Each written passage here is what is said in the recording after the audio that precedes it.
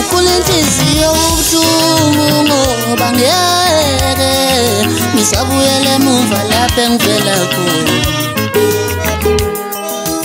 Ukulenhliziyo ubuhlungu ngoba ngeke ngisabuyele emuva lapho engivela khona.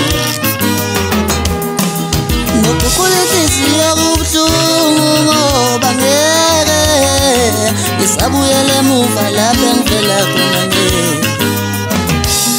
Kwesinye isikhathi ngangibuye ngithi ngilungisa kuwe, kanti ngizimoshela ikusasa lami.